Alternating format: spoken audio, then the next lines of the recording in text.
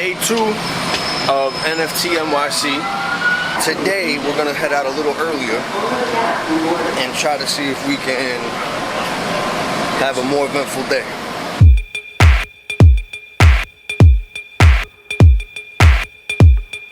Alright, I don't know how to do this, so I'm gonna watch you first.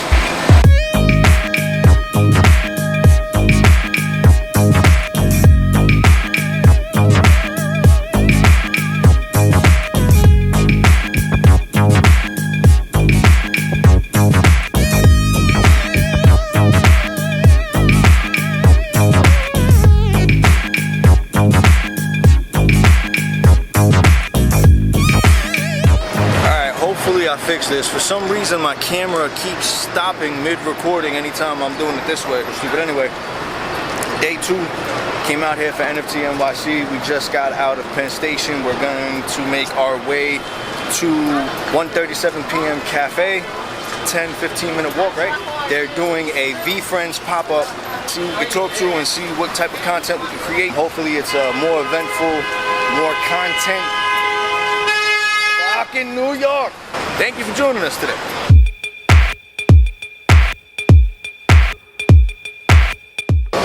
So fucking hot out.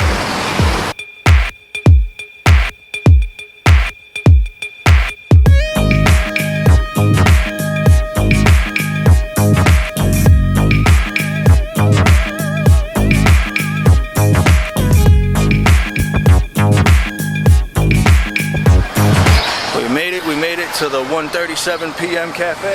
I hope that's not a line. I hope it's just people hanging out chilling, but we're about to find out.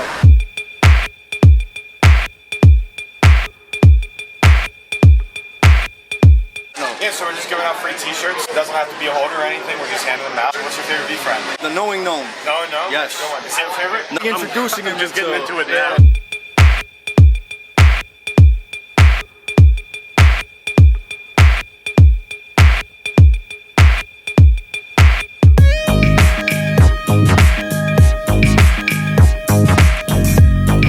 So we're here at 137pm cafe. They're doing a VeeFriends pop-up. We're about to go in and oh, it is dark as hell in here. Hold on, let me change this up. About to try some of their coffee, check it out. There's something that's going on later on around 6 p.m. It's happy hour. So far, this is the setup here.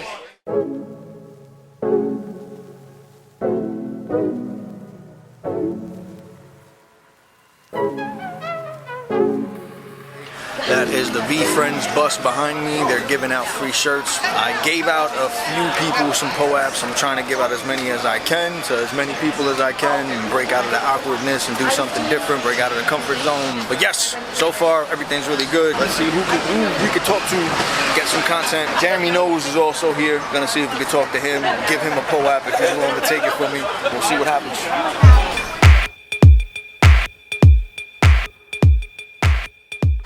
My name's Corso. I've been working for VeeFriends for, I think it's been 10 months. It's almost a year. August will be my 1 year anniversary. Before VeeFriends, I was just full-time student. Before COVID, I did door-to-door sales. I applied for Target once. They declined me. I applied for a whole bunch of other places. This is like, I don't know what I'd be doing. I'd be working a job I'm not happy with. I think it's the team. They embody everything that VeeFriends embodies. There's no fakeness. Everything's legit. The best people ever. They're the best people to be around. It sucks that not all of them are able to make it here. Otherwise, like, it would be even better. Like, I'm having a great time. It would be such a better time if they were here. I think the team is the best aspect of this. The positivity and the awareness we try to spread. A lot of people say they want to spread positivity and awareness or this or that, but they don't really do it. That's what we're building, and I think that's the best part. And it's cool to be able to interact with the community. They all kind of embody the same things as well. It's not like there's not really many bad actors in the VeeFriends community, VeeFriends space, and everybody's so friendly. We have Vegan Rob snacks in supermarkets for like 10 years. We wanted to make a token for the snacks. You can get these snacks at a discount with Vegan Rob's token. Exclusive offerings available in the token only.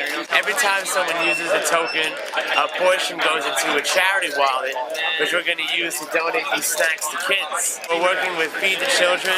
They have a teacher's store program, and we're going to fill up the store with boxes of snacks so these teachers can can come and they can give out snacks to the kids in their class that need to eat so they can study. We're here to feed the world one bag at a time, to bring snacks and crypto together.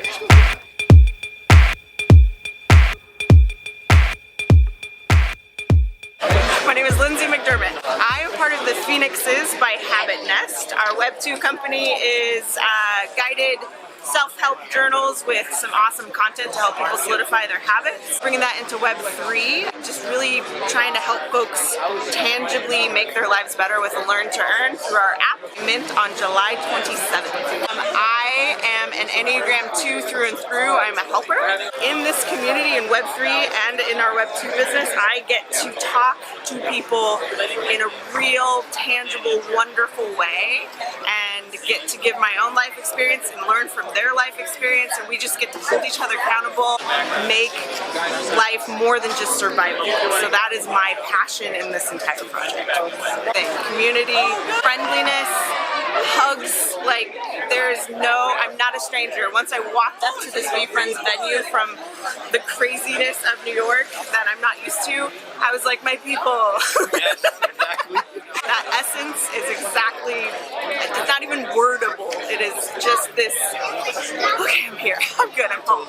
Really just making real connections. I'm not interested in shilling around to just anybody, and our project's gonna take off even if we weren't here, but just really making meaningful connections, meaningful people, learning stories, sharing life. Like, we've been so stuck for 2 years in this COVID world that it's like crack. I don't know, it's just wonderful. Find a community like VeeFriends, like the Phoenixes. Coalition Crew's another great one. Just really supportive people who are willing to help you out, and there's not competition. They want you to be safe, they want you to be secure. It's never mint anything from an open wallet, always do it from a blank wallet. Yes. Just finished talking about that, yes. Yes. And it's okay if you tiptoe in and find out that it's not for you. There's as many communities as there are people out there, or personality types out there. So, you know, dabble around. It's a rabbit hole that you'll get sucked into and find your people eventually. Jeremy, cool if I bother you and I get some stuff from my podcast, my blog? What's up, man? Cool. My name is Jeremy Hone, but most people know me as Jeremy Knows. I am part of the VeeFriends community. Try to keep everybody up to date with the podcast, Twitter, TikTok, making content and stuff. I was doing odd jobs for a little while during the pandemic. Before that, I was a performance artist. I worked in theater, film, backstage, on stage. I brought one of my puppets with me today. I brought this puppet. I found this. Nice. Yeah. I just moved out of my house last week, and I found this guy. I was like, he doesn't deserve to be in a box. He should be in my house. So I used to do stuff like this. I don't want to be doing anything else. No. Probably the most basic thing is just like the positivity. It's like if you need any kind of support or resources, there's so many helpful people, generous people, patient people. It's just about getting your mind right, getting the right ingredients so that you can get off the couch or get on the couch if that's what you want, but like figure out what you want and get after it. One of the reasons this is all a big deal is because this is the beginning of everybody who already uses the internet being able to actually own the internet. I can actually own my logo on the blockchain. I think that transfers really easily into things that are not digitally owned, like owning your brand, owning your voice, owning your community, owning what you rep and who you are. I think a lot of that is happening, like a lot is being cultivated around building individually and together. Learn to earn. I love it. I haven't really done my 50 hours on Play to Earn yet. I've seen a few different projects. I'm actually researching one right now called Alluvium for one of my token holders. The biggest critique I hear is like the race to the bottom aspect. Like that's a lot of what happened with Axie, right? It's like, well, I can hire someone and pay them less than I earn, and then supply and demand dynamics come into play to this race to the bottom. So with the game, it has to really be fun. And I think that plus the environmental impact and a lot of misnomers there And just the lack of like that paradigm I was talking about is why a lot of the gaming community doesn't like, not only doesn't like NFTs, but really hates them. I think it's such a big unlock. Like if you could integrate play to earn into Fortnite, for example, and like these people who are not necessarily professionals but will play, you know, and have fun doing so. There's so many opportunities there, but there's so much friction right now to get from product to consumer. Yeah, I think it's a little ways off, but it's definitely on the horizon. There's a ton of community members, some that are here today that I love to support. Those are more art-based. Like as far as utility, my number one favorite project right now is Jenkins, the ballet. They have a system where they released 6,900 plus NFTs that all govern the story development of a novel. They commissioned like a novelist, and at critical junctures, small details, they've allowed token holders to vote and weigh in on what it is. So now those token holders have an option to develop the characters further in the second book, or go into this like fantasy world they've created called Asrabala. And they're just like, they're building the IP, they're community centric, they're integrating the voices, like from a utility standpoint, I think they're really doing it the right way. Thank you, man. Enjoy the rest of the week. Nice to meet you. What's up? We're live.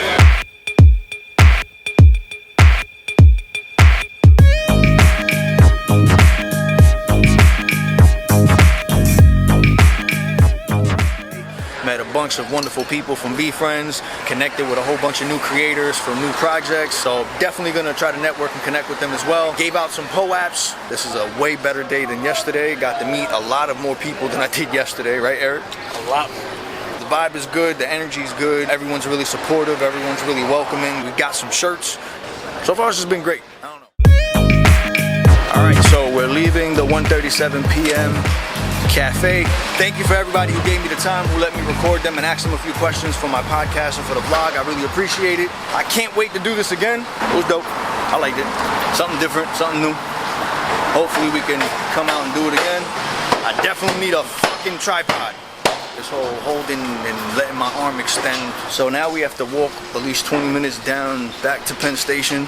We're supposed to only stay here till 4, so it is now 5:28. So now we have to see if we make it back to Penn Station to get the train. We're trying not to hit the whole peak shit, but Eric, was it better than yesterday? Way better than yesterday. Wait, we're still going straight or did we turn? No, straight, right? Straight. All honesty, I really appreciate the vibes everybody was giving out and how welcoming everybody was. For a person such as myself and Eric as well, it's hard for us to break out of the norm and do something different and break out of our comfort zone. I appreciate that they were welcoming. I appreciate that they welcomed my friend who's new to this space, who isn't involved in the community yet. Hopefully this leads to more days like this. This vlog it's in the works, so it's gonna have some moments where it's gonna be entertaining and it's gonna be edited properly, and other times it's not. The only way to learn is by doing it, learning from my fuck-ups, and keep trying to improve. This is the same thing that I'm trying to utilize and exercise when it comes to reaching out. There's something different, it's new. Like I keep saying, I'm breaking out of my comfort zone. I'm trying to do something different. Everyone normally sees me in front of cameras and stuff and Mr. Attention guy, but I normally don't do it like this. I normally do it for my music, and I have like a character that I can play in front of you guys. When it comes to this shit, this is me. My flaws and everything. So it's like I'm putting myself out there more. So it's something that I'm not really used to, that I'm trying to get used to, and I'm trying to make like a second nature. I'm bringing this motherfucker around because we always seem to have good rapport, good chemistry with each other. We work off of one another and it works. I don't know how to explain it, but we're gonna have a show or something that's really gonna start changing things for the better in a positive way. So that's all I'm trying to do, honestly. Just pay attention to my kind eyes. Yes, look into those kind eyes. All right, we're back in Penn Station. Now we're gonna try and take the 7:27 train to go back home. We're not gonna risk it because last time we missed the train that we were supposed to take. So we're just gonna play it safe and just head out and go do what we gotta do. So you see some interesting people here at the train station. You see interesting people here in New York just in general. Like a motherfucker walking around with a camera out and just holding it like, where we going, upstairs? See, if I didn't have Erik with me, I'd just be aimlessly walking around. I wouldn't know where the fuck I'm going.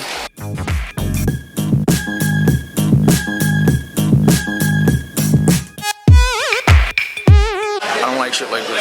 All these people are gonna be on the train. It's not gonna be anything like the train ride here. It's gonna be more. I don't do good with claustrophobic spaces and shit. Shit gives me anxiety.